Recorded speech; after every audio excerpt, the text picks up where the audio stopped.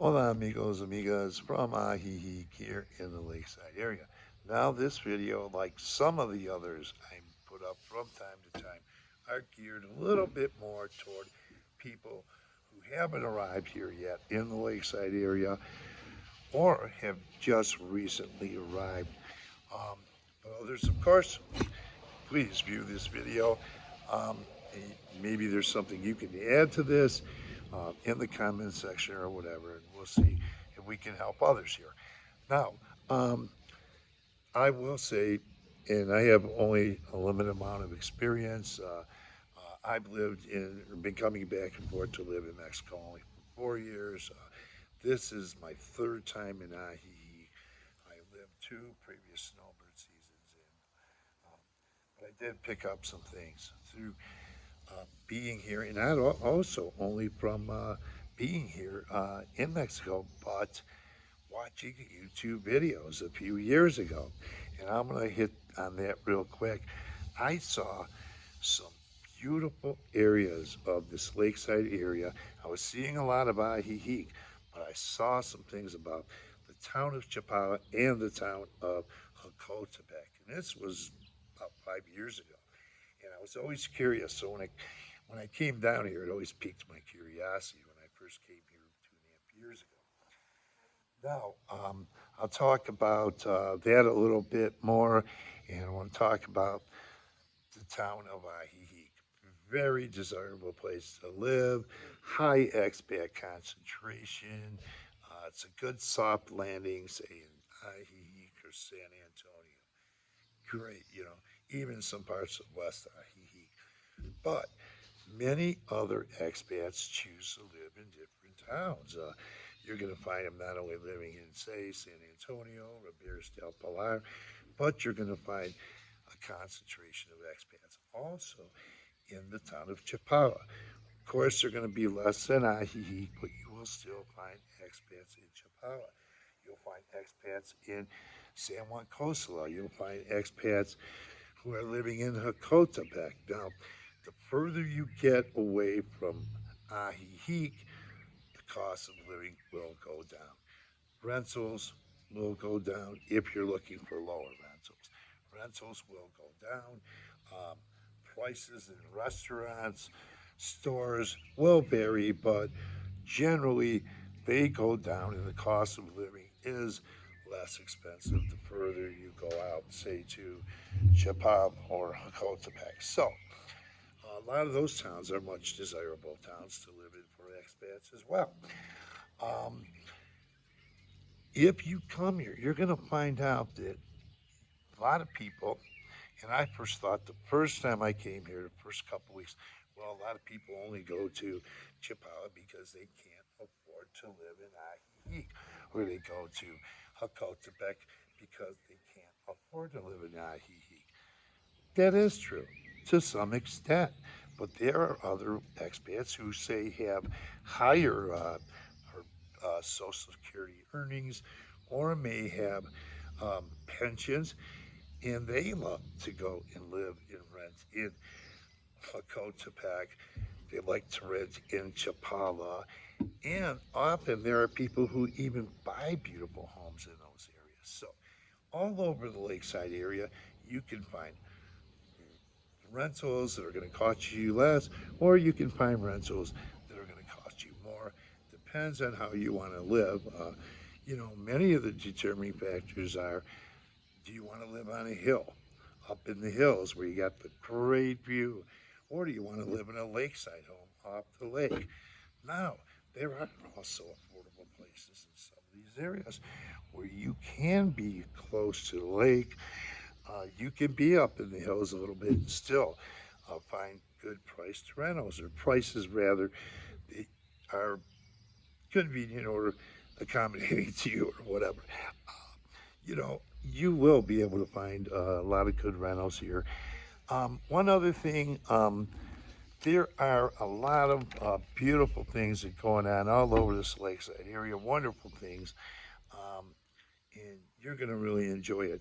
Now, I just want to say one thing. I just was looking at my notes. I have met people in Chapala And I've met people in Hacotepec, San Juan Coastline, and all the other towns they choose to live in. They can afford to buy homes and say, ah, they'll put down cash. There's people who put down cash on homes, a lot of them. Uh, and their choices may be different. They can afford to, they'll live in Hacotepec, they'll rent in Hacotepec or Chapala, but if they choose to, they could pay the 100% down um, or whatever to buy a home.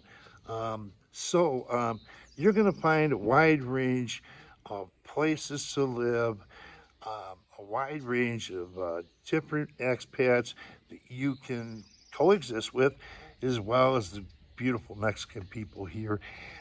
It's a great place to come. There are other expat communities in Mexico.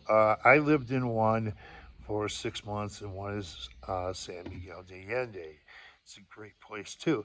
And there are other ones. I might do a video on that because I've been researching Mexico through YouTube and the website for a while, you know. And there's a book that you can get that might be helpful. I don't have it here with me. It's The Lonely Planet in the Mexico edition. They have editions for many other countries all over the world, but The Lonely Planet is a good book. Grab it. I've even seen expats in Mexico walking with them like they're going to school. They're carrying a book and you're reading it and you're getting an education that way as well.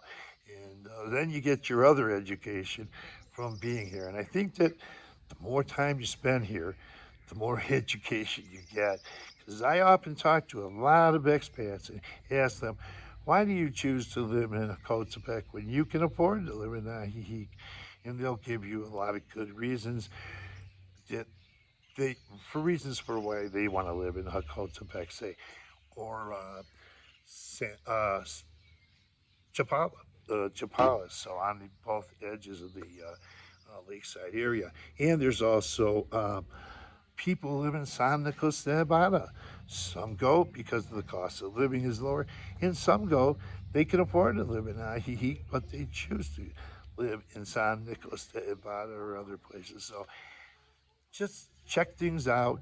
Um, Keep an open mind, you know.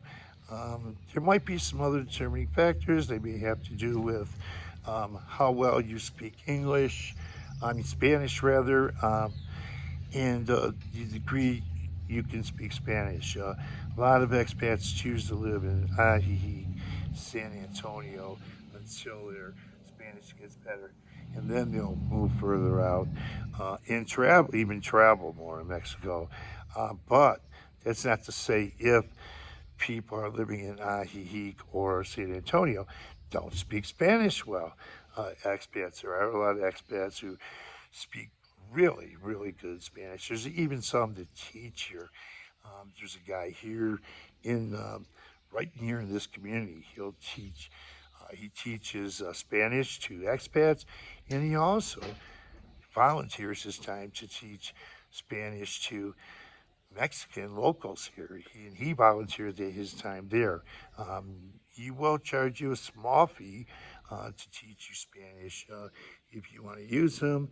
He's a cool guy. He doesn't charge a lot, but once again, he volunteers his time teaching English, no charge to the Mexican locals here. So that's a whole nother video.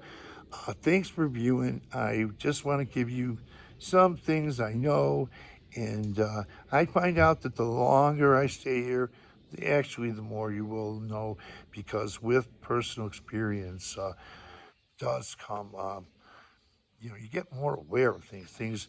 You see things more and more. The more you visit places, the more you stay places, you know, you get comfortable. You find out where you're going to be comfortable living, you know. And I find myself now at the point where I've been coming back and forth to Mexico for 4 years. I would feel comfortable living in Chapala. Whoa, a little moth or something came at me. I would feel comfortable living in Chapala, no problem. Tibet maybe even too. But I just want to put this up real quick.